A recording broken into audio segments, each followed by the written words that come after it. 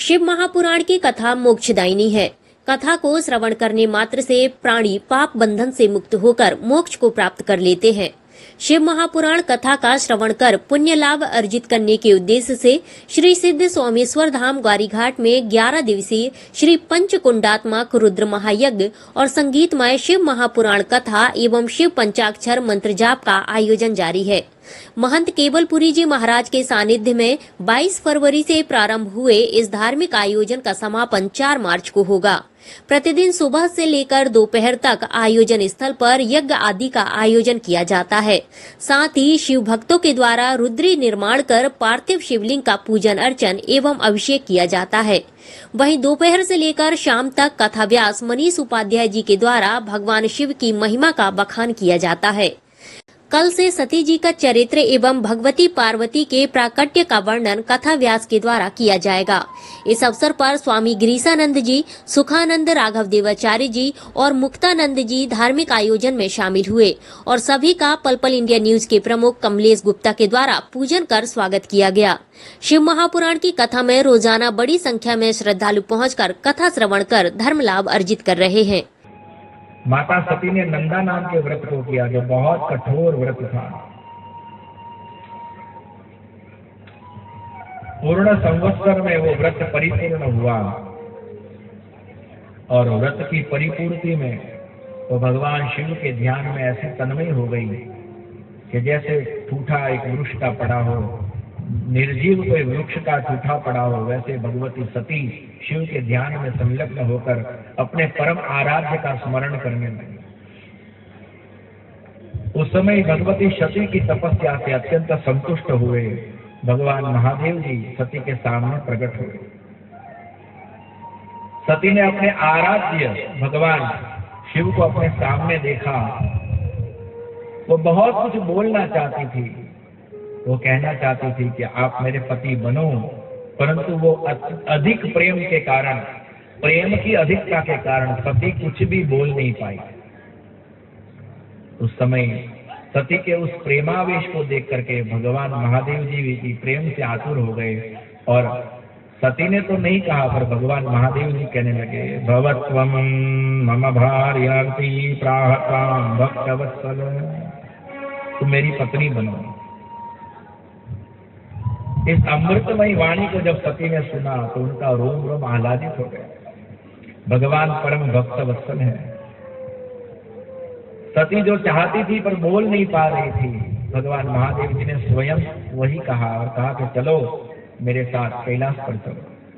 परंतु भगवती सती ने कहा कि भगवान आप मेरे पिता दक्ष प्रजापति के पास जाइए और उनको कहिए कि मेरा कन्यादान करें। वो जब विधि पूर्वक मुझे आपको अर्पण करेंगे तब हमारा ब्याह होगा। ओम नमो नारायण। सभी भक्तों को खूब खूब सादर अभिवंदन। शिव महापुराण महायज्ञ यहाँ महंत श्री केवलपुरी जी के सानिध्य में श्री सोमेश्वर धाम में प्रारंभ हुआ है। यह अत्यंत दिव्य अलौकिक कार्यक्रम भगवान महादेव की अनुकंपा से ही हो रहा है। प्रतिदिन प्रातःकाल से लेकर के मध्याह्न काल तक यज्ञ आदि का कार्यक्रम रहता है। फिर वहाँ रुद्री निर्माण, पार्थिव शिवलिंगों का पूजन सभी भक्तों के द्वारा किया जाता है। विद्वान ब्राह्मण गण के द्वारा वैदिक मंत्रों के द्वारा विधिवत पूजा समर्चना भगवान की हो रही है। इसका दर्शन करना ही अपने आप में एक बड़ी अलौकिक बात है कि वो सबके भाग्य में नहीं होता। भगवान शिव जी जिस पर अनुकंपा करते हैं वही इस दुर्लभ लाभ को प्राप्त कर सकता है। भगवान शिव जी की अमृतमयी कथा, शिव महापुराण की कथा वो अत्यंत दिव्य है। मनुष्य मात्र को परम कल्याण प्रदान करने वाली है। यहाँ तक शिव महापुराण में कहा गया है कि जो शिव महापुराण की कथा सुनने के लिए बैठे उनको मनुष्य नहीं समझना चाहिए। वो उस रूप में श्रोता के रूप में साक्षात रुद्र ही है और भगवान महेश्वर स्वयं कृपा करके अपनी कथा कहवाते हैं और वो अपनी कथा को सुनते हैं। प्रतिदिन कथा में बड़ा ही उत्सव और आनंद ही सभी जगह को, सभी भक्तों को प्राप्त हो रहा है। करीब 2:30 बजे से लेकर के 6 बजे तक कथा का कार्यक्रम भी रहता है और प्रतिदिन कुछ न कुछ उत्सव कथा मंडप में होता रहता है। भस्म का महात्म्य, रुद्राक्ष का महात्म्य, शिवलिंग का महात्म्य, भगवान शिव जी के नाम की महात्म्य से परिपूर्ण ये शिव महापुराण है।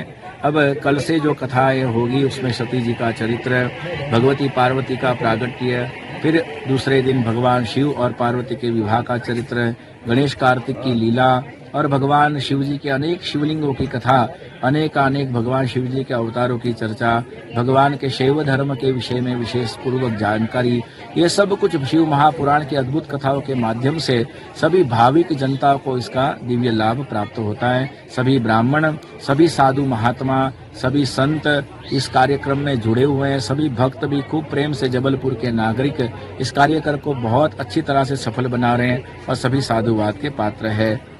बड़े बड़े महात्मा भी दूर दूर से भी आए हुए हैं। उन सब संतों की यहाँ उपस्थिति और उनका दर्शन का लाभ वो तो अपने आप में एक अत्यंत दिव्य है। शिव की कथा शिव के साथ रह करके सुनना, शिव की पूजा शिव के साथ रह करके करना, तो ऐसा ये दुर्लभ लाभ सभी सोमेश्वर धाम निवासियों को या सोमेश्वर धाम में आने वाले सभी भक्तों को प्राप्त हो रहा है। इसी के साथ हम सभी भक्तों को भी वंदन करते हैं। सभी शिव स्वरूप है और सभी को प्रणाम करते हुए हर हर महादेव।